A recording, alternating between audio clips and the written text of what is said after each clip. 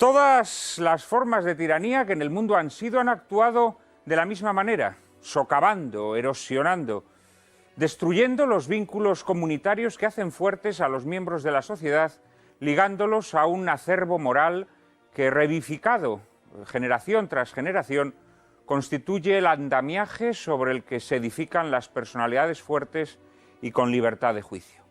El tirano aspira a modelar la sociedad a su antojo, configurando un hombre nuevo que, desligado de ese acervo moral que lo precede, comulgue con las ruedas de molino de la ideología oficial. Y para ello necesita hacer de esas personalidades fuertes y con libertad de juicio una especie de papilla humana uniforme y gregaria, huérfana de las enseñanzas que le transmitieron sus mayores.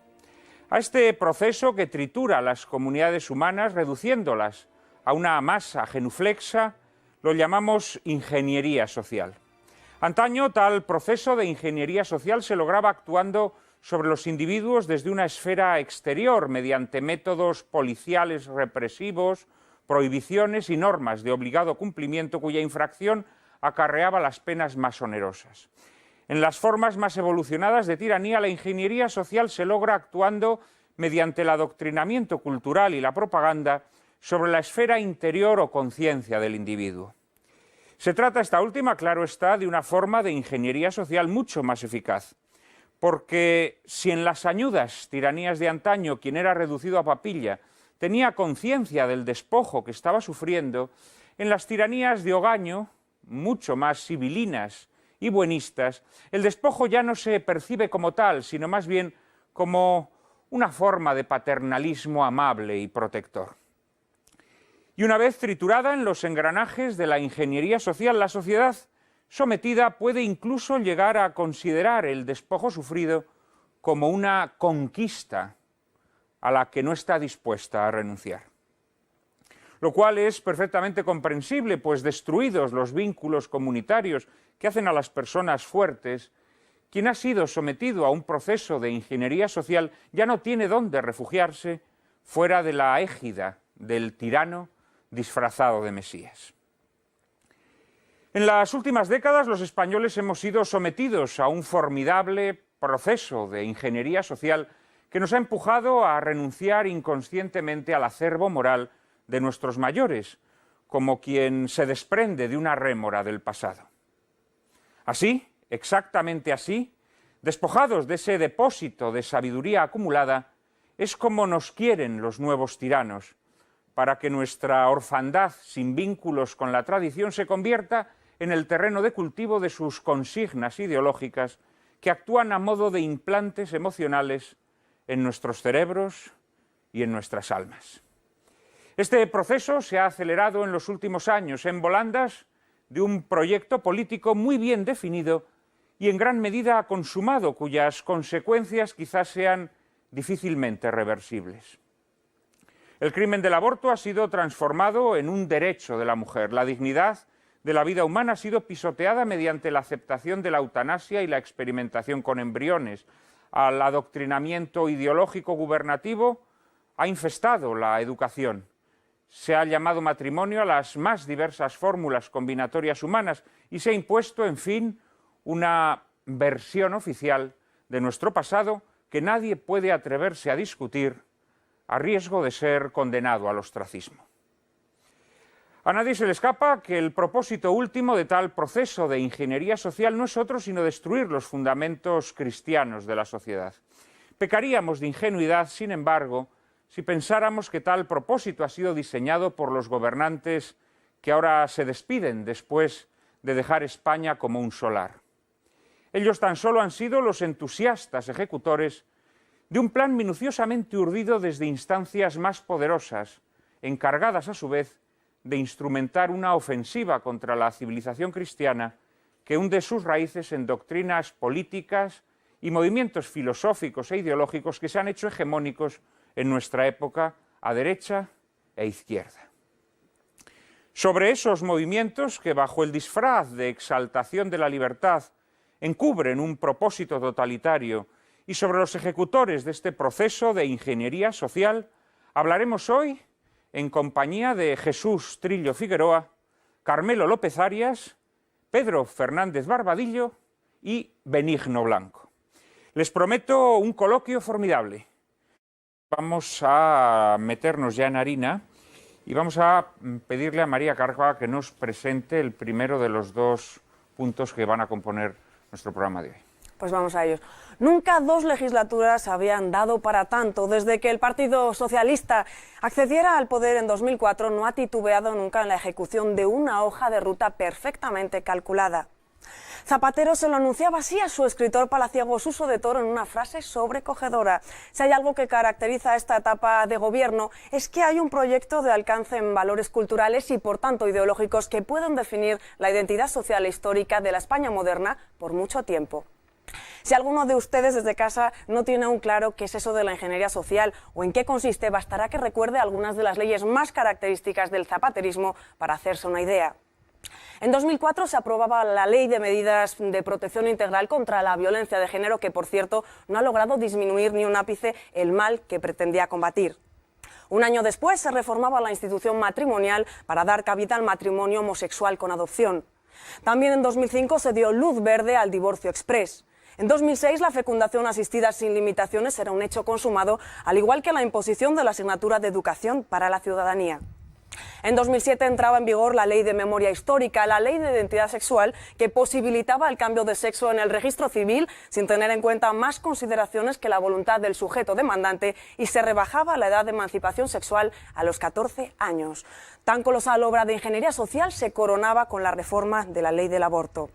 Y eso que el adelanto electoral y la crisis económica han impedido que el Ejecutivo socialista sacase adelante otras iniciativas que habían sido calificadas de prioridades legislativas, tales como la llamada cínicamente Ley de Libertad Religiosa, la Ley de Eutanasia o la Ley de Igualdad de Trato y No Discriminación, inspirada en la ideología de género.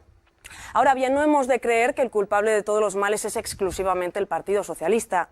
Así, por ejemplo, en la Comunidad de Madrid, las clínicas abortivas privadas han sido generosamente sufragadas con fondos públicos. En la Generalitat Valenciana se llegó a ofrecer a través del Carné Joven un descuento a todas aquellas mujeres que quisieran abortar. Volviendo a la Comunidad de Madrid, sepan que también se erigió como la segunda comunidad autónoma tras Andalucía en financiar las operaciones de cambio de sexo, iniciativa que, por cierto, secundó también la Junta de Castilla y León, que también ha promovido campañas contra lo que los ingenieros sociales llaman juguetes sexistas. Es decir, el mal de la ingeniería social se esparce y contamina por igual a personas y partidos, a diestra y siniestra, como lo hacían las esporas alienígenas de la invasión de los ultracuerpos. Esta tarde les preguntamos a nuestros invitados cómo explican esta plaga de ingeniería social que nos ha sacudido durante los últimos años. ¿Creen que existe un antídoto y, de ser así, cuál es? Benigno, vamos a empezar contigo. El antídoto es descubrir el valor de la persona, sin duda ninguna. La ingeniería social es posible en un contexto cultural en el que concurren tres circunstancias, en mi opinión, al menos, ¿no? En primer lugar, un ateísmo bastante presente.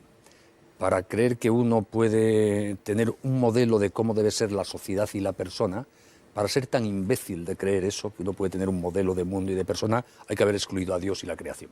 Por lo tanto, solo en un contexto cultural ateo es planteable que alguien se considere capaz de definir un modelo de ser humano y de sociedad. La segunda característica que lo hace posible es que la sociedad se deje. Y una sociedad se deja manipular en su propia concepción de la persona, en nuestros sentimientos, en cómo nos vemos a nosotros mismos, cuando no tiene ideas claras sobre el ser humano. Solo la crisis irracional de la modernidad, que lleva a perder el concepto de naturaleza humana, a no reflexionar sobre qué somos, a perder la conciencia de que en el origen de las cosas está la razón creadora y no la irracionalidad de la evolución bioquímica del carbono, provoca el vacío intelectual en el que pequeños diosecillos armados del poder o de una televisión o de un periódico pueden intentar convencernos de cómo debemos ser, de cómo vamos a llegar a ser felices. Y en tercer lugar, es posible que se planteen estos proyectos de ingeniería social cuando el poder político asume vanidosamente la capacidad, o sea, autoatribuye la potestad de definir a las propias personas.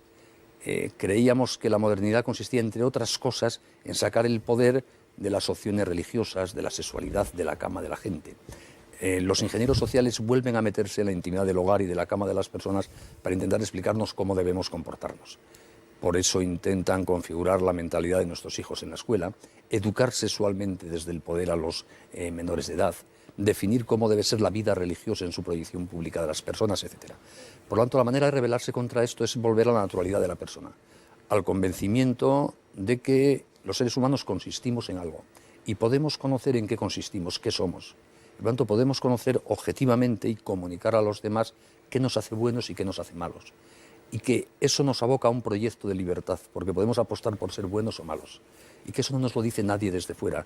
Lo aprendemos observándonos a nosotros mismos, observando al ser humano. Y luego enamorándonos de la libertad. La ingeniería social es fruto también de la pérdida del amor a la libertad que caracteriza al mundo moderno. El mundo moderno se llena la boca con la palabra razón, pero no afronta razonablemente el conocimiento de la realidad de las cosas.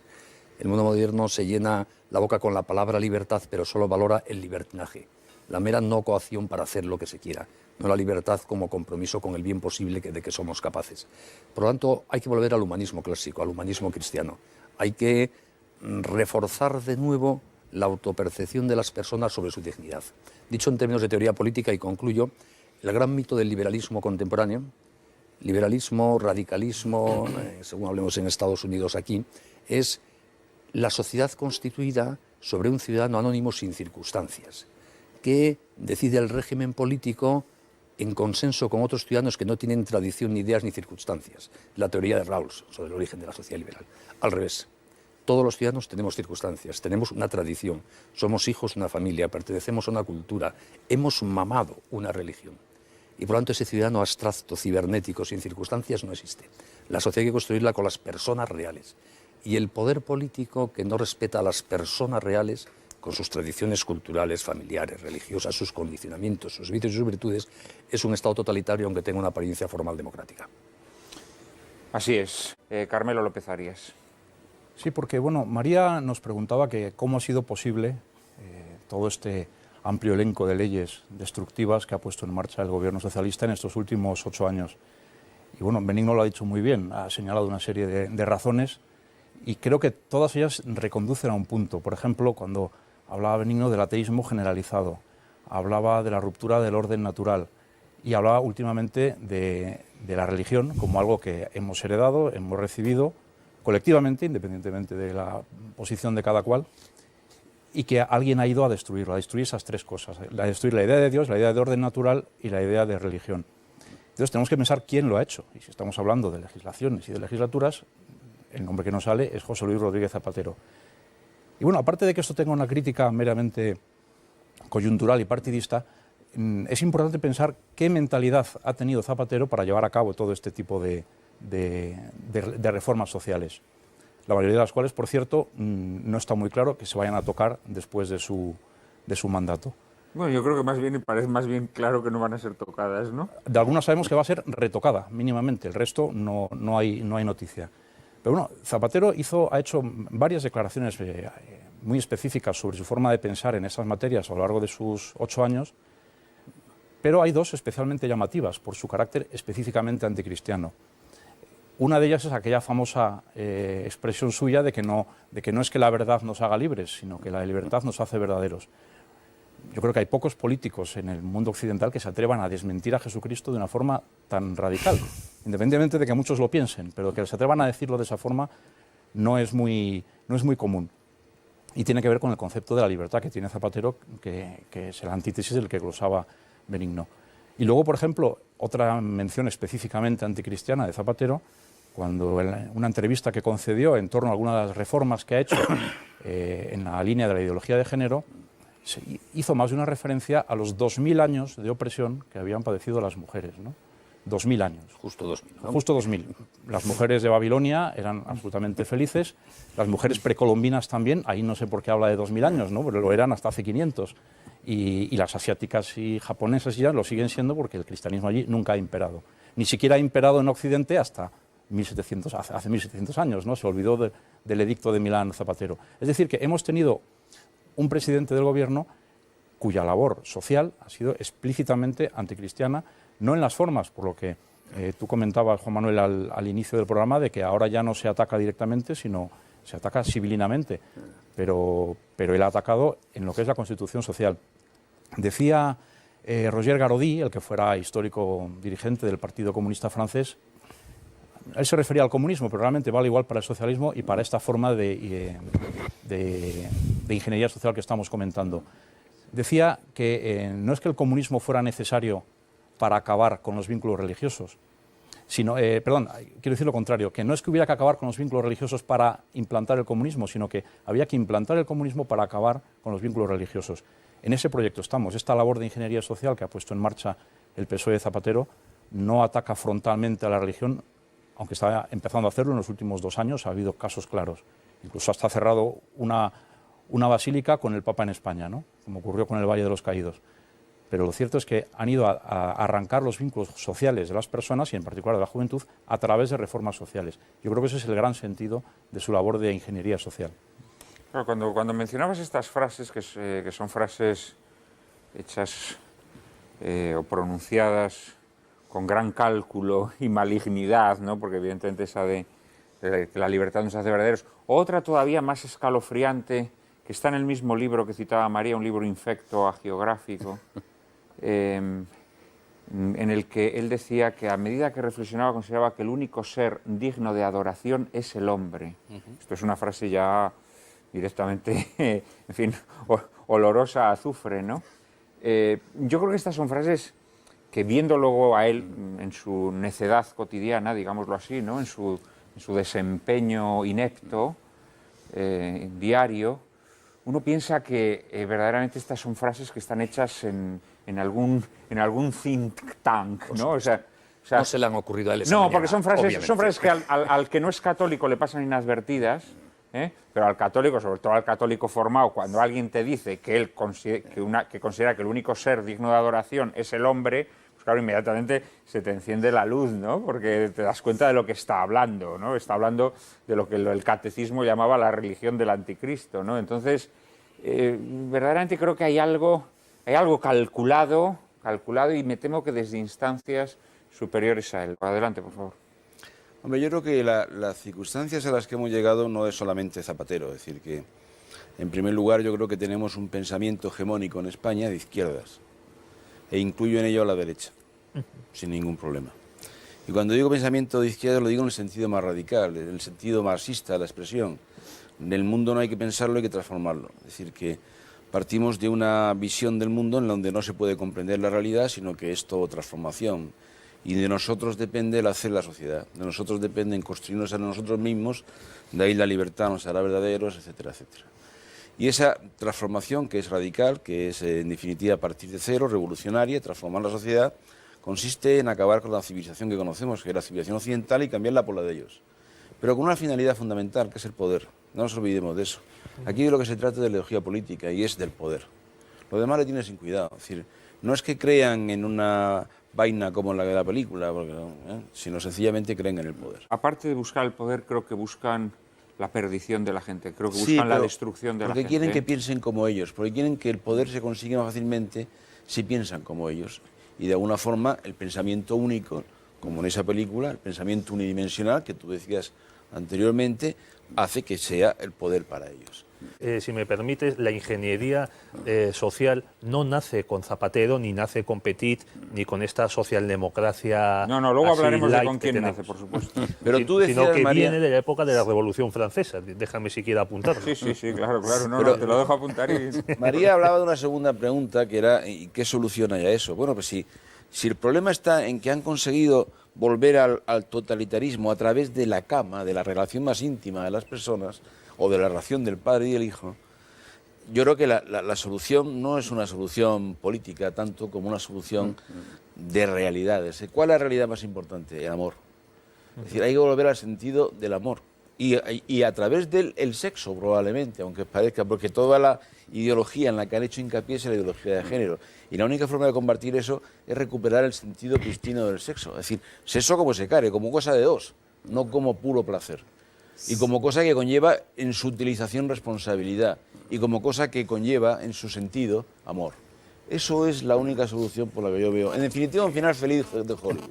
Mira, esto que mencionas me recuerda una cosa que dijo aquí Javier Paredes en un programa que hicimos dedicado a a Juan Pablo II, y estábamos hablando del concilio y del modernismo que se trata de infiltrar en la Iglesia, ¿no? Y Javier Paredes hacía una observación muy inteligente. Durante décadas el modernismo trata de dinamitar los cimientos de la Iglesia, pues infiltrando teorías teológicas heterodoxas. Pero claro, esto al fiel de a pie, pues como que le llegaba el teólogo modernista diciéndole, no, que Cristo no va a volver, que Cristo ya no va a volver nunca. Entonces, pues el fiel de a pie decía, bueno, pues no sé, hombre, es que esas son cosas tan complicadas.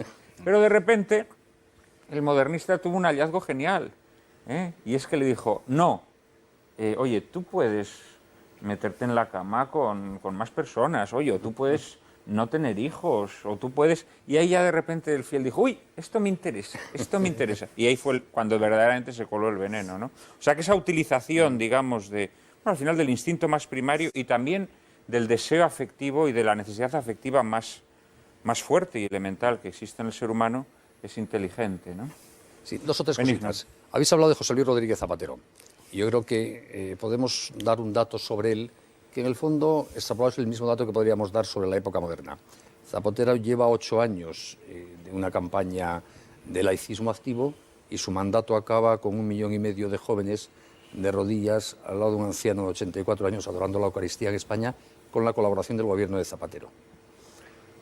Bien, los empeños de erradicar lo natural tienen éxito hasta cierto punto. Y yo creo que la historia de la humanidad nos está demostrando a gran escala temporal y planetaria un poco lo mismo. En segundo lugar, en la película, volviendo a la invasión de los ultracuerpos, si os habéis fijado, no aparece ninguna familia. Todos los personajes son solitarios. Lo más que aparece son 2 novios conviviendo, ¿no? ¿Es posible esa invasión de los ultracuerpos cuando no hay familia? Si viviésemos en familia nos despertaríamos más fácilmente unos a otros y evitaríamos que las vainas nos coman, ¿no? Digo esto porque al final, y estáis hablando de amor, de sexo, de familia, la familia es probablemente la gran solución de nuestros principales problemas. Por eso también esa obsesión de todos los ingenieros sociales, bajo el signo de la esvástica, de la hoz y del martillo o del género, me da lo mismo, de acabar con la familia. La familia nos arraiga, la familia nos humaniza, la familia transmite la sabiduría sobre la persona. La familia da sentido a la sexualidad. La familia encarna el amor espontáneo. Por lo tanto, en la familia, en su fortalecimiento, en la apuesta por ella, están muchas de las claves de reconstruir una sociedad humana. En la Iglesia, Juan Pablo II insistía mucho en ese concepto de la familia como parroquia doméstica, los miembros de la familia como domestici Dei, como familiares de Dios, la familia como educadora. En la sociedad nos defendemos básicamente frente a la intromisión totalitaria del Estado cuando en la familia se transmite una visión de la persona, cuando frente al intento de ideologizar desde la escuela o los medios de comunicación damos a los chicos criterio, cuando les enseñamos qué está bien y qué está mal, qué cosas merecen la pena y cuáles no merecen la pena, cuando les enseñamos a valorarse a sí mismos. Por lo tanto, la familia, su fuerza, su carácter inatacable en la práctica es uno de los elementos de esperanza más potentes. Y creo que es también una de las respuestas a la pregunta que nos planteaba María. ¿Qué hacer para evitar esto? Entre otras cosas, apostar y tomarse muy serio a la familia. Bueno, y de hecho es que todas las medidas legislativas que se han promulgado a lo largo de estas últimas legislaturas, su destinatario fundamental era la familia, ¿no? De eso va ese libro mío que mencionaste antes. De que lo volvemos a recomendar, Familia, los deberes que no tuvimos, no se los pierdan, por favor, nuestros espectadores. En el fondo de todas estas leyes estaba destruir la familia porque es imprescindible para que tenga éxito un proyecto de ingeniería social. Y en el pensamiento de Petit, como decía Jesús, en ese intento de destruir las formas de autoridad natural, al final el objetivo siempre es la familia, porque la familia es el cobijo frente a la intemperie, la familia es el paraguas frente a toda esa alfalfa ideológica que nos están inyectando en vena, ¿no? Y es lo que se está salvando a este país de la gran crisis en la que estamos viviendo. Y en circunstancias, efectivamente, como las actuales. Y a ver si el PP se entera. Y a ver si el Partido Popular... Que necesitamos familia, de verdad, sin tonterías. Sí, Carmelo. Es que la familia es, sin duda, el último reducto. Pero eso también nos debe hacer pensar que si es el último reducto es porque han caído todas las trincheras anteriores.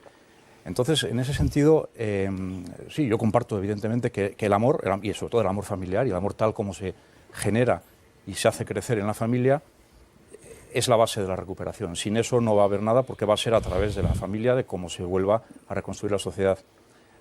Pero es que esa, digamos, esa reacción que va a tener su núcleo en las familias tiene que tener una traducción política, porque la política de ingeniería social perdón, no se va a detener en la familia.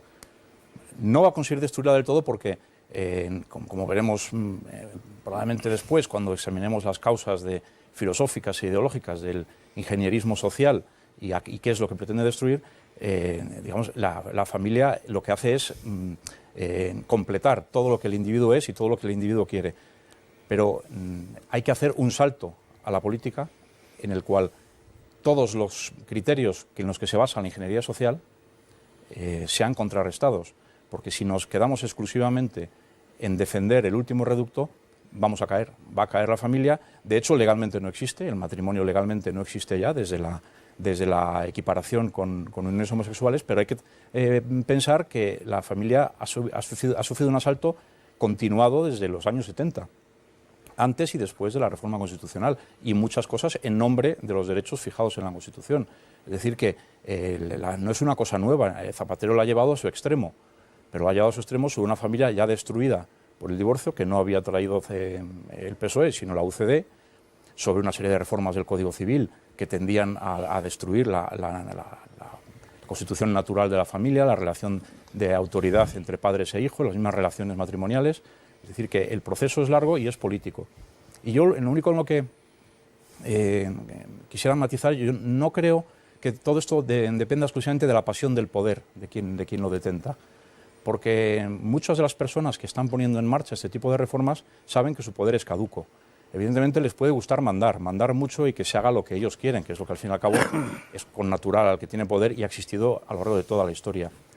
Pero Zapatero sabe que tenía sus días contados. No hay ningún gobernante en la Europa occidental que haya durado más de 12 o 13 años. Probablemente Felipe González es el que más tiempo ha estado en el poder. Yo creo que hay algo más. Hay un deseo de transformar la sociedad en un sentido ideologizado, en última instancia anticristiano, y del cual el deseo de poder, de mandar y de controlar es adjetivo. Lo fundamental es el deseo de cambiar y de destruir. O sea, hay algo, digamos, completamente antidivino en lo que está haciendo este tipo de actitudes, que no son solo de la izquierda, como hemos dicho, también de la derecha. Yo comparto contigo ese apetito de destrucción, ese apetito de perdición, digamos, ¿no? de ver devastada, digamos, una comunidad humana. No se explica mediante la pura avaricia o ansia de poder, ¿no? Por esta banda me pedís la mano tanto Jesús como Pedro. Primero Jesús, después Pedro. Bueno, yo creo que la ideología es la cuestión de la ingeniería social, es decir, la ideología política. Y la ideología política, no nos olvidemos, es un instrumento para conquistar el poder, para mantenerlo, para conservarlo, ¿eh? Lo que pasa es que la ideología política es un sustituto de la religión, es decir, es una Weltanschauung, una cosmovisión, algo que llena a la totalidad de la persona y que por tanto se convierte en una especie como de mito religioso. Es una idolatría, un sucedáneo religioso. Pero que se basa en que todo es política y que no hay más realidad que la historia. Es un poco la consecuencia de la modernidad. No vamos a entrar ahora en disquisiciones filosóficas que todos conocemos. Pero de alguna manera no te salgas de que en última instancia un proceso de ingeniería social es un proceso político y por tanto de poder. Porque es que si no, es decir, es evidente que la destrucción de la sociedad española pasa por la destrucción de la cultura cristiana. Como decía Antonio Gramsci, en Italia el senso comune cristiano, porque al fin y al cabo es lo que manda, ¿eh? Aquí exactamente igual que en Italia, ¿eh? Y el gran teórico de la revolución cultural, de la revolución de abajo, etcétera, comunista, el eurocomunismo era de Antonio Gramsci, ¿no? Que es el modelo al fin y al cabo a seguir. Bueno, de acuerdo, pero es que es la religión en sentido genérico, porque es al fin y al cabo un sustituto de la religión. En otros sitios será otro tipo de religión. Por ejemplo, en el maoísmo lucha ferozmente contra Confucio. El gran terror de Mao era Confucio. Es decir, no, eso no es el cristianismo, ¿eh?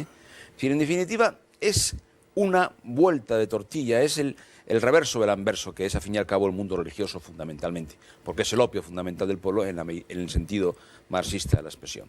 Pero yo sigo pensando que un proyecto de ingeniería social, que en mi opinión, el que mejor la ha dibujado fue en su novela Orwell en 1984, empieza por eso, empieza por la ideología. E ideología es tanto esto como algo que no tiene tanta función de acabar con la religión como es el nacionalismo. El nacionalismo catalán, por ejemplo, es un proyecto de ingeniería social clarísimo, casi peor que el de Zapatero, que empieza además con los cánones clásicos de Orwell. Primero, el lenguaje. No hace mucho, hace un mes o cosas así, se aprobó por parte de todos esa ley que contra las sentencias del Tribunal Supremo incidían en la inversión lingüística, etcétera. Empecemos por la lengua, cambiemos el sentido hasta de las palabras, etcétera. Es decir, que no solamente la ingeniería social es una cuestión de ataque al cristianismo, lo es en España y lo ha sido en el caso Zapatero. Es mucho más que eso. Es un proyecto político e ideológico. Pedro. Pues permitidme, Jesús, Carmelo, que yo haga de hombre bueno y os ponga a los dos de acuerdo. Y citando al para mí siempre magnífico y profético Juan Donoso Cortés, cuando decía que todas las cuestiones políticas del tiempo son cuestiones teológicas secularizadas. Sustituto de la religión, vale. Entonces, dicho lo cual, pues que yo quiero abundar en lo que decía Carmelo de los ataques a la familia, que efectivamente se viven desde los años 70, incluso desde antes de la muerte de Franco.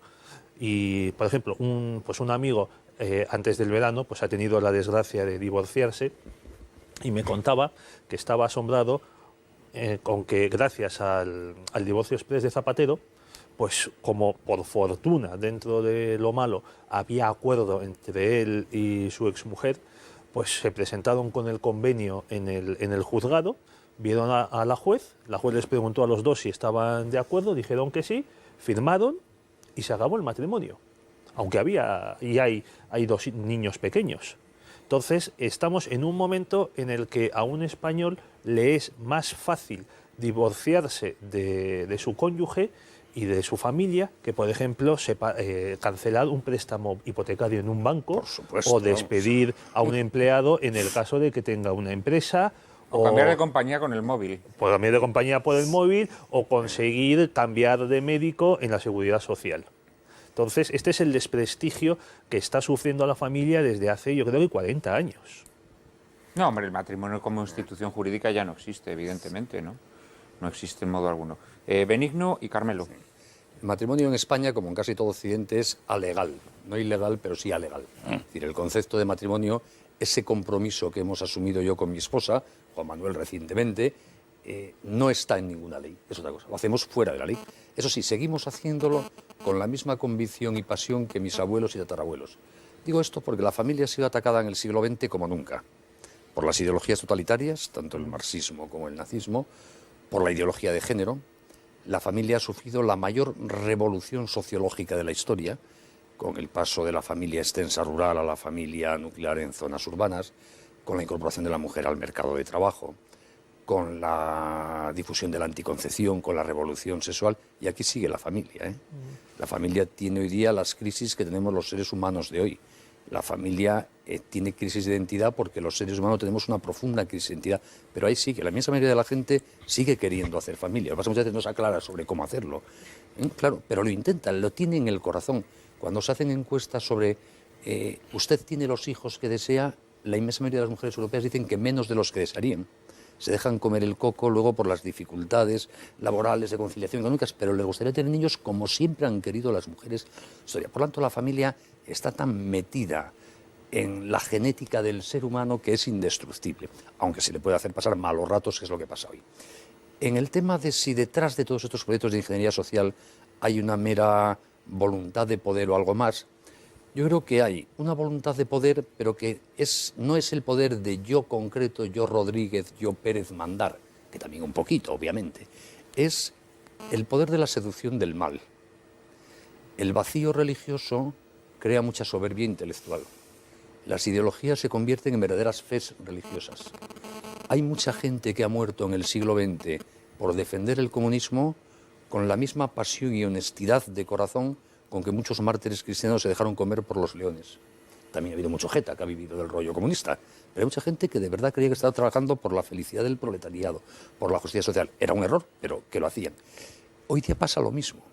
hay mucha gente que trabaja a favor de los proyectos de ingeniería social porque tiene un inmenso error intelectual sobre la percepción de la realidad.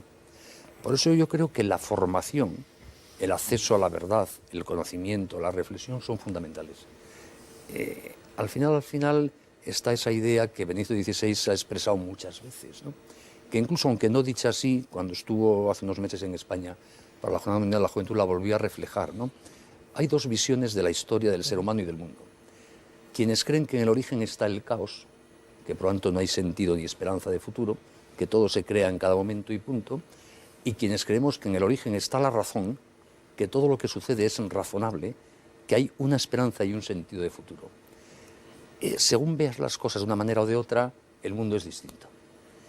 Para quienes creemos que en el origen está la razón y que hay un sentido para la esperanza, la vida es ilusionante, la libertad es apasionante, dar vida es una cosa maravillosa. Para quienes no creen eso, poner con su pequeñito poder científico, tecnológico, político, un poco de orden en este caos puede ser muy ilusionante y se dejan seducir por ello. Hoy día todo el cúmulo de intereses económicos, ideológicos, sanitarios, tecnológicos y políticos que apoyan la ideología de género como instrumento de control de la población en el mundo, ¿qué es? Es ideología, es dinero, es imperialismo económico, es eugenesia ideológica, hay de todo. Por tanto, hay poder y hay ideología al servicio del poder y poder al servicio de la ideología. Pero sobre todo hay un inmenso error de diagnóstico de lo que nos pasa. Y por eso yo creo que debates como los que posibilitan Lágrimas en la lluvia son muy interesantes porque nos ayuda a todos a aclararnos un poquito más. Y además de todo eso que decías que hay en toda esa política antinatalista, hay también odio al género humano. Claro. Ahí está la frase que dispongo, eterna enemistad entre tu descendencia y la suya. Ese es el gran misterio, Juan Manuel. Eso, cuidado, Yo entiendo a una mujer que aborta o que se plantea abortar.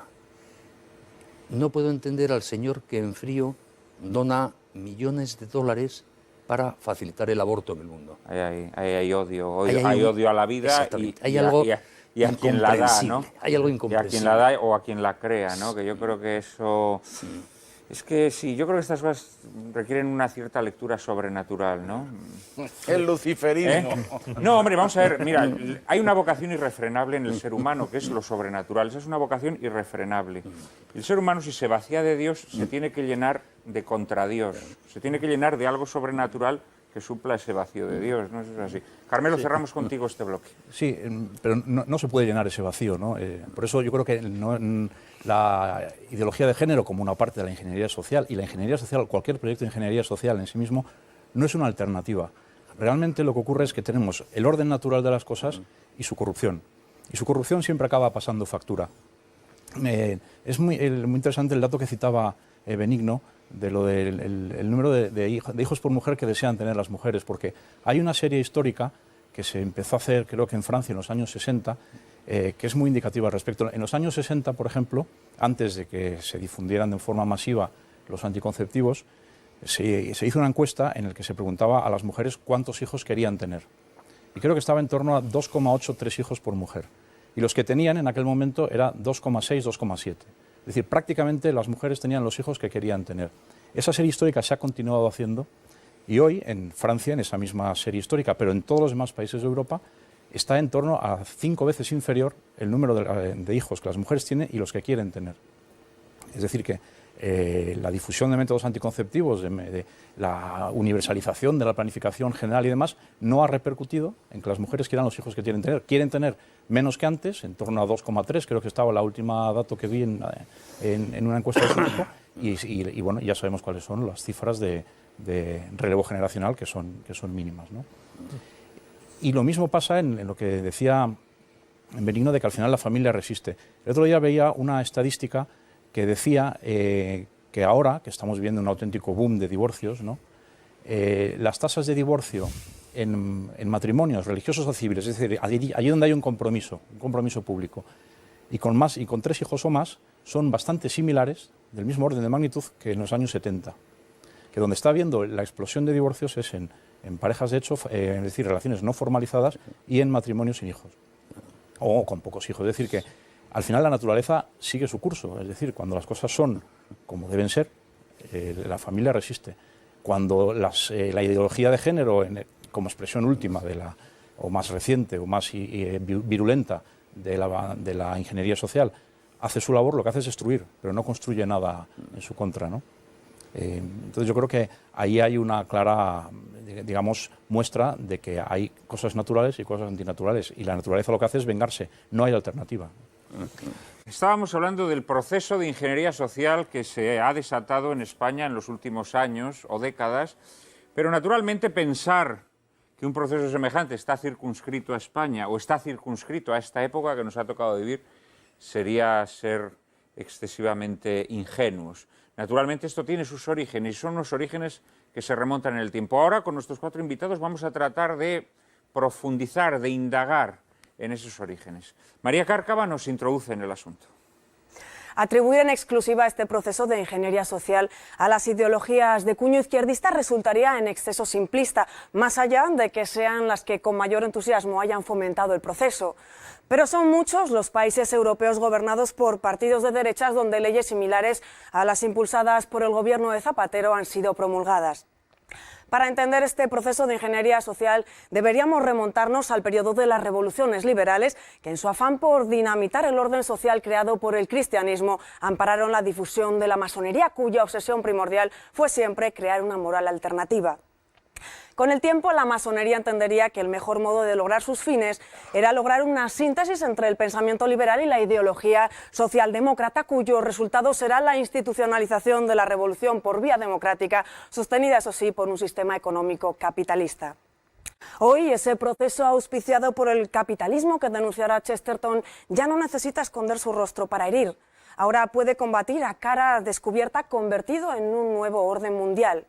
Lo hace, por ejemplo, desde los organismos y conferencias internacionales, creando un espejismo de consenso universal sobre el antinatalismo o la ideología de género, que luego es, valga la ironía, religiosamente incorporado a las legislaciones nacionales. Lo hace a través de un control de la propaganda de los medios de comunicación, lo hace a través del adoctrinamiento en las escuelas. Nuestros invitados tienen la palabra. ¿Dónde debemos buscar el origen de este proceso de ingeniería social que ha cambiado por completo la faz de las sociedades occidentales? Carmelo. Discreparía con los análisis económicos de Chesterton, que creo que son muy matizables, ¿no?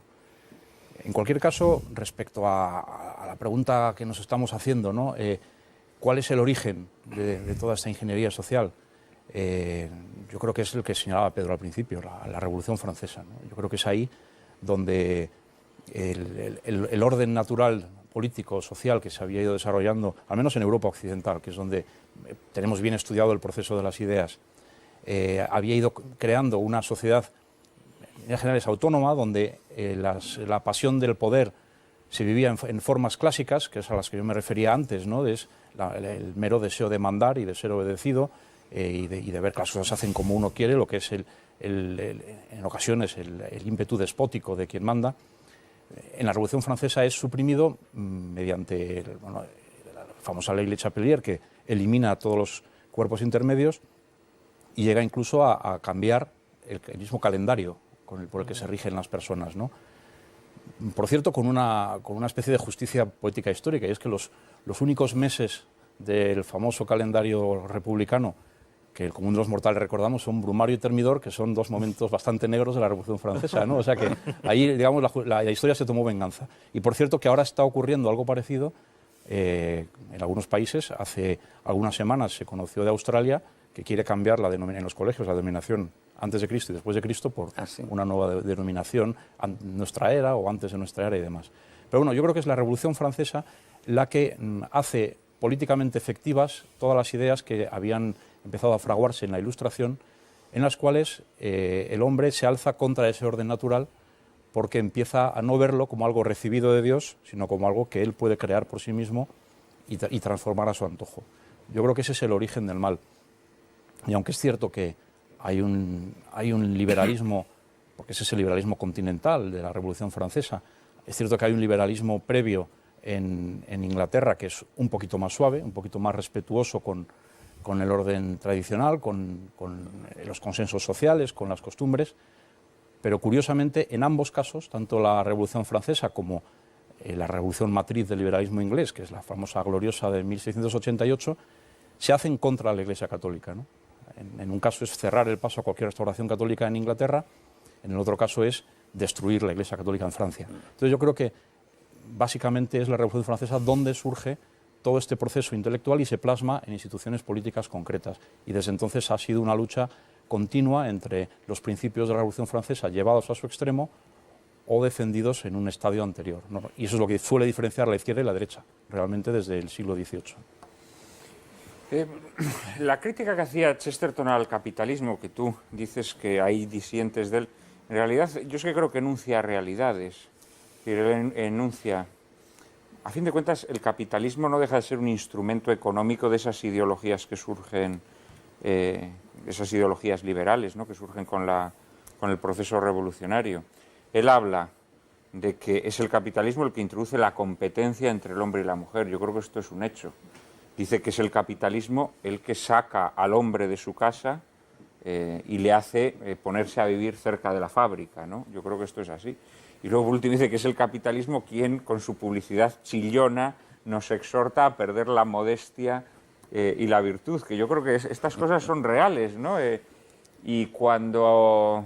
O sea, no se trata tanto de defender un modelo económico como de constatar las realidades que trajo, ¿no? Es decir, nosotros hablamos del siglo XX como el gran siglo de ingeniería social, pero ojo con lo que pasó con la Revolución Industrial, ¿eh? Ojo con lo que pasó con la Revolución Industrial, que ahí las familias fueron arrasadas, que ahí el trabajo se convirtió, digamos, en el centro de la vida social, y eso supuso ya un primer proceso de ingeniería social, ¿no? Y bueno, lo que creo es que una cosa es que, evidentemente, convertir los principios de funcionamiento económico que instaura el capitalismo en únicos principios por los cuales debe regirse la sociedad, que eso evidentemente es condenable, y si a eso se refiere Chesterton, yo solo apoyo porque creo que es evidente. Y otra cosa es pensar que los principios de libre mercado como base del funcionamiento económico son responsables de los procesos de ingeniería social. Entiendo que no es esa la discusión, pero yo quiero matizar que... Chesterton te habría dicho que también, pero dedicaremos algún día algún programa especial al distributismo de Chesterton y habrá oportunidad de discutir este tema. Chesterton me hubiera dicho que también, que indudablemente, ¿no? Pero bien, ciertamente no es el caso. No, la cita de Chesterton me parece interesante porque muchas veces pensamos como que el origen de todo esto está en el comunismo o en las ideologías marxistas, ¿no? Y por eso creo que es interesante que nuestros espectadores se den cuenta que no, que el mal lo hemos tenido con nosotros, ¿no? Yo creo que Benigno. el origen real de que sea posible plantearse proyectos de ingeniería social está en el siglo XIII. Por simplificar un poco la historia, pero desde que muere Santo Tomás de Aquino, que fue el último gran pensador que creyó en la razón y en el orden natural, se hizo posible la ingeniería social. Después de Tomás de Aquino viene el voluntarismo. Hay una extraña abdicación de los buenos cristianos del siglo XIV que pasan a no fiarse de la razón y empiezan a fiarse de la voluntad. Creen que Dios es un tirano voluntarioso, que en consecuencia el ser humano puede serlo también, y el poder político lo mismo. Y de hecho hay ya un proyecto de ingeniería social en Maquiavelo, por ejemplo. Las primeras utopías políticas con proyectos de ingeniería social son del siglo XIV, coinciden con el Renacimiento. Su realización política viene después. Evidentemente es un tema que es muy anterior al marxismo. Lo que sucede es que, por simplificar también un poquito la historia, los grandes proyectos de ingeniería social hechos posibles en el clima intelectual que se provoca a partir del siglo XIV, primero se centran en lo superestructural político, que es la Revolución Francesa. Vamos a cambiar el mundo cambiando la estructura de poder. Se cambia y se ve que todo sigue igual, en el fondo. Por eso, el siguiente paso después de la Revolución Francesa es, visto que cambiando las estructuras políticas no cambiamos el hombre y la sociedad, vamos a cambiar las relaciones económicas y sociales de producción, porque así sí se cambiará el hombre y la sociedad. Eso es el marxismo. Una segunda fase conceptual que profundiza un poco más en las estructuras a cambiar para hacer la ingeniería social. Y ahora estamos en la tercera fase. Visto que tampoco cambiando las relaciones de producción, es el fracaso del sistema comunista, se logra el paraíso, vamos a cambiar al ser humano. Es la ideología de género, etc. Por lo tanto, estamos viviendo la tercera, yo creo que última fase conceptual que a uno se le puede ocurrir de los proyectos de ingeniería social. Ahora vamos a cambiar al ser humano. Y por eso lo apasionante e interesante de esta época en que vivimos es que lo que está en juego es ya directamente lo humano. No la propiedad, ni el poder, ni las clases sociales, sino nosotros mismos. Y por eso tiene un papel tan importante, de nuevo, la religión, gústeles o no les gusta a los ingenieros sociales, y por eso tiene un papel tan importante la familia, gústeles o no a los ingenieros sociales, porque ahora ya estamos tocando lo humano directamente. Pedro y Jesús. Bueno, ya que hemos saltado al siglo XXI, pues en mi opinión la socialdemocracia es la avanzadilla de esta ingeniería social, porque claro, se han quedado sin modelo económico, sobre todo después de la caída del muro de Berlín. Entonces, si el cambio del hombre ya no es posible, cambiando, como dices tú, las relaciones de producción, los actos públicos, cambiemos al hombre convirtiendo lo que antes eran actos privados en actos públicos. O sea, la vida en la casa, el comportamiento en el dormitorio, las relaciones entre el hombre y la mujer. O sea, ahora, a través de las leyes de Zapatero, aprobadas muchas de ellas, por cierto, con el Partido Popular y por Convergencia y Unión y por el PNV, partidos de matriz del humanismo cristiano. Entonces, lo que un Es hombre... mucho decir eso, pero bueno.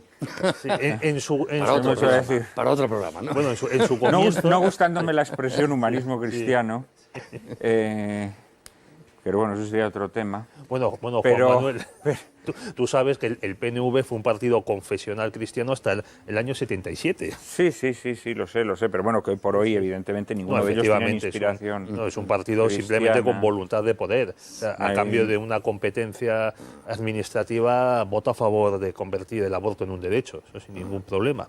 Bueno, lo que quería decir es que ahora estas leyes zapaterinas, o sea, convierten las conversaciones privadas entre hombre y mujer en asuntos públicos, incluso yendo a otros asuntos.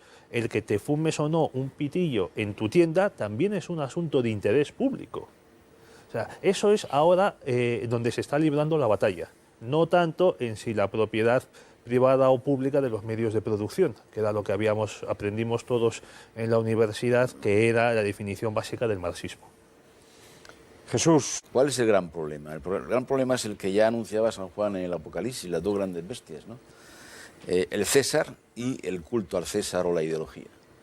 Cuando el César, el Estado, se convierte nada más y nada menos que en Dios, y entonces establece cómo debe ser su sociedad, cómo debe ser su Estado. Tan sencillo como eso. La confusión entre Dios y el César, sea en determinados momentos de la historia de la cristiandad occidental, sea en el mundo musulmán, es sin más un problema de no comprensión de la libertad y la dimensión religiosa del ser humano. La soberbia de creerse Dios es el origen fundamental de poder establecer mejor que nadie un modelo de sociedad. Carmelo.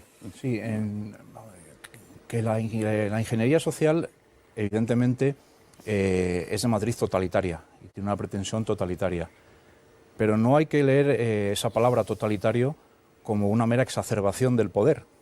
O de la forma en que lo ejerce una persona concreta en un momento concreto. Ahora mismo, por ejemplo, dos de las grandes leyes que hemos comentado antes, la del matrimonio homosexual y la del aborto, que están recurridas ante el Tribunal Constitucional, van a depender en su aplicabilidad de una sentencia del Tribunal Constitucional. Es decir, hay un riesgo de ingeniería social que no radica en la exacerbación del poder, sino en la exacerbación de los derechos.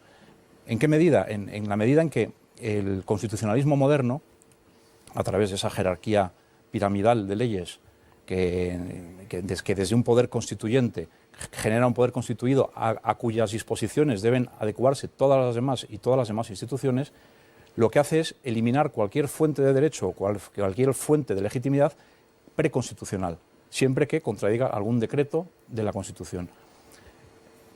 Yo creo que es bastante factible. Y eso que estás mencionando, ese fenómeno es el verdadero endiosamiento, ¿eh? Porque tú has relacionado el endiosamiento humano con la existencia de una religión que se mezcla con el poder. No, el endiosamiento hoy del poder es el poder que a sí mismo se hace religión, se constituye en religión. La ideología. ¿Qué es esto? Es decir, el pensar que porque un tribunal constitucional puede establecer la justicia o la verdad de una ley, ¿no? Sin ningún tipo de relación con un concepto de justicia o de verdad que supere al dictamen de ese tribunal. Eso sí es endiosamiento. Claro, es que perdóname. Sí, era esto lo que iba a decir. El hecho de que el Tribunal Constitucional vaya a decidir si el matrimonio homosexual es constitucional o no, aparte de que los pueda ser o pueda no serlo, es una discusión abierta. Yo creo que claramente el Tribunal Constitucional establece una definición del matrimonio porque los únicos derechos que predica, son todos los derechos que predica la Constitución, los predica de personas, de los españoles, de los ciudadanos, solamente en 2 casos, que son el matrimonio y la negociación colectiva, hace una diferenciación de personas porque es inherente a la institución cuyos derechos predica. Pero independientemente de que el Tribunal Constitucional pueda fallar por presiones políticas, de que el matrimonio homosexual o el aborto en determinadas condiciones pueda o no ser constitucional en función de cómo interpretemos esa ley, el caso es que no reconoce que la familia, ni siquiera la vida humana, es una realidad preconstitucional. Claro. Entonces, eso puede ser perfectamente posible en una sociedad de derechos como es la que vivimos hoy día, ¿no? Claro, pero más allá que el Tribunal Constitucional, que después todo lo único que dice es si una cosa es constitucional o no, es decir, su parámetro de referencia es la Constitución y punto. Comparto lo que dices, pero voy a algo más grave en esa misma línea. Y es que 350 señores sentados en una Cámara, por ser parlamentarios, se arroguen la competencia para definir a un ser humano. Sabéis que poco después de aprobarse la ley del aborto, hubo una pregunta en el Parlamento del diputado de UPN, Carlos Salvador, a la todavía ministra Viviana Aido, no me acordaba ya ni del nombre. La pregunta era, ¿cree el Gobierno que con cada aborto se elimina una vida humana? Y la contestación de Viviana Aido no fue la tontería científica de no hay vida humana durante 3 meses, que después no deja de ser más que un error científico gravísimo, pero un error, ¿no? Fue algo más grave todavía, dijo, esa cuestión no tiene ningún interés. Lo que importa es que hay una ley que dice que se puede abortar durante los 3 primeros meses. Es decir, quién es el ser humano, qué es un ser humano, es irrelevante. Importa solo la voluntad del poder que ha dicho la ley. Esa es la tentación totalitaria de una sociedad con un sistema jurídico positivista sobre la base del relativismo moral. Esa es la gran tentación para la libertad en Occidente, de la que nos hablan los papos últimamente mucho. El relativismo moral genera necesariamente positivismo jurídico, y el positivismo jurídico va embarazado de totalitarismo, queramos o no. Sí, yo es que creo que ahí está. Ese es el endiosamiento del ingeniero social. Y no creo que sea, no creo que, Jesús, que sea comparable el fenómeno al del Islam.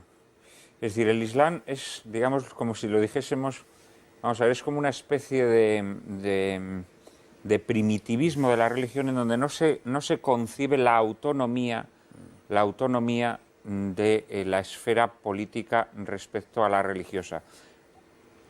Pero en el orden cristiano esa autonomía siempre existió, eso sí, con una subordinación. Es decir, el orden político era autónomo o era independiente del orden religioso, pero sometido a él. Es decir, se reconocían unas leyes divinas. El problema de Occidente hoy no es el del Islam. El problema de los ingenieros sociales de Occidente no es el del Islam, no. Porque aquí no hay un orden político sometido al orden religioso y dependiente de él, integrado en él, no. Es un orden político absolutamente separado del orden religioso que no reconoce la existencia de un orden natural o de unas leyes divinas y que establece cuál es ese orden mediante fórmulas puramente contractualistas, ¿no? Mayorías, un tribunal al que se inviste de un poder omnímodo que puede dictaminar lo que es constitucional o no sin atenerse a si un feto es ser humano o no, porque eso es irrelevante, lo que importa es la aplicación exacta de la ley. Yo creo que eso es, y son fenómenos, a mi modo de ver, distintos. Estabais hablando de las leyes que crean incluso la definición de lo que es persona.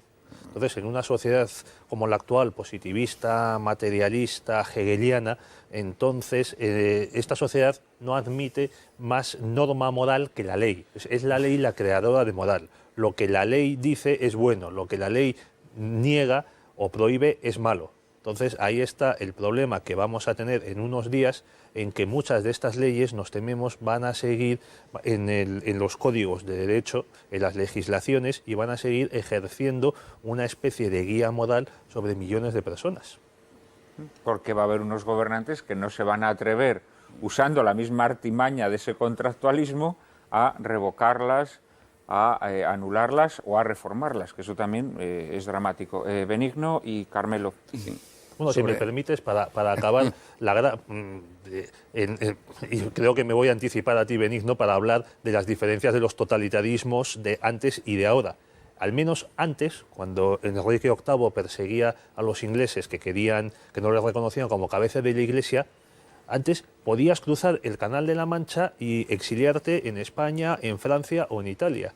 Hoy día la diferencia es que la ingeniería social no te permite escapar, no puedes escapar. Es un nuevo orden mundial. Y entonces lo que se quiere ya no es, es que el que resiste sea cambiado, reeducado, silenciado, encarcelado y no sé qué más cosas. Benigno. Sí. Olvidando un poco las polémicas que hemos seguido, ¿qué va a pasar en el futuro en España? Sí, porque además tenemos que llegar ya a las conclusiones. Tenemos elecciones dentro de poco. Parece que el partido que ha encarnado este proyecto de ingeniería social estos últimos años deja paso a una opción más de derecha o liberal. Yo creo que es importante que en España de verdad la derecha se atreva a debatir los temas importantes.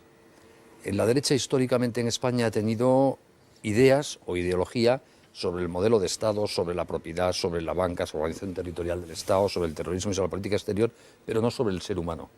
Me refiero a los periodos democráticos. Mientras que la izquierda en los últimos años solo ha jugado el terreno de las ideas sobre el ser humano. Entonces, la derecha tiene que mojarse ya sobre qué piensa sobre la libertad, y sobre la moral, y sobre la familia, y sobre la sexualidad, y sobre la educación, que son los temas de hoy día más allá de la crisis económica puntual que nos agobia todos los días. Y si les hicieras esas preguntas, a la derecha y te dijeran que piensan lo mismo que la izquierda, pues en parte no me sorprendería, pero sé que una parte de la derecha no piensa así. Entonces lo que hay que hacer es que esa parte de la sociedad importante que no piensa como la izquierda en estos temas y que refleja el pensamiento también de una parte de los diputados del Partido Popular, quizá no de la mayoría, no lo sé, conviertan eso también en una opción política. Porque ahí nos jugamos también cuestiones fundamentales. Por ejemplo, la crisis económica, sin entrar en debates de fondo, tiene muchos palillos que tocar para resolverla, pero uno de ellos es que seamos gente seria, que amemos el bien, que no robemos, que seamos solidarios, que trabajemos, que rindamos, que ahorremos. Esas son virtudes. Y se aprenden si tenemos un concepto claro de hombre virtuoso. Por lo tanto, también en estos terrenos jugamos también lo que parece más lejano e instrumental, como pueden ser los parámetros económicos. Hay que volver a politizar en el mejor sentido de la palabra, es decir, a convertir en objeto de debate público, dado que el Estado se ha metido en estos terrenos en que no debe estas cuestiones, para poner de nuevo al Estado en su sitio. Yo creo que eso es un reto para la sociedad española muy importante, respecto al cual el Partido Popular no ha sido muy responsable hasta ahora, pero creo que hay que forzarlo a afrontar este reto. Carmelo. Sí, bueno, lo que iba a decir iba en la línea de lo que ha dicho Pedro, y quizá solamente por remitirnos a la película que hemos visto, lo esencial para invertir este proceso es no dormirnos, porque al fin y al cabo eso es lo que en la película era la única salvación que tenían las personas, era no dormirse. Pues no tenemos que dormirnos, ahí hay que estar alerta, porque si no nos van a llover muchas y todas del mismo lado, ¿no? Jesús, ya que en este programa te he llevado demasiado la contraria, te doy la última palabra. En lo que decía al final Benigno, yo creo que el gran complejo de la derecha española ha sido un complejo estatista de alguna forma, ¿no? Y lo que se debe hacer ahora es establecer, deslindando claramente lo que es privado y lo que no puede entrar al Estado, aquello en lo que se ha pasado el Estado, y establecer lo que es la esfera pública, y la esfera pública no es el Estado tampoco, y establecer lo que es la sociedad civil, y recordarnos que la sociedad civil, desde los romanos, el senatus populusque romano, el Senado y el pueblo de Roma, es el dueño del Estado, pero no se confunde con el Estado, ¿me explico? Y por lo tanto el Estado no es más que un instrumento, no es algo que tiene ideología o que tiene un pensamiento, ni tiene alma ni siente. El Estado es un instrumento, lo digo yo que soy abogado del Estado, por cierto, ahora no precisamente ejerciente de lo mismo. Es decir, que yo creo que cuando la derecha no tenga complejo en absoluto en defender lo que es la esfera de la privacidad, la esfera de la esfera pública, etcétera, etcétera, entonces habremos avanzado mucho. Pero hoy en día está complejada. O sea, que el Estado no tiene alma, pero los abogados del Estado sí la tenéis, ¿no? Claro, por supuesto, que somos personas. Queridos amigos, muchísimas gracias por vuestras valiosísimas aportaciones. Ha sido un placer estar con vosotros.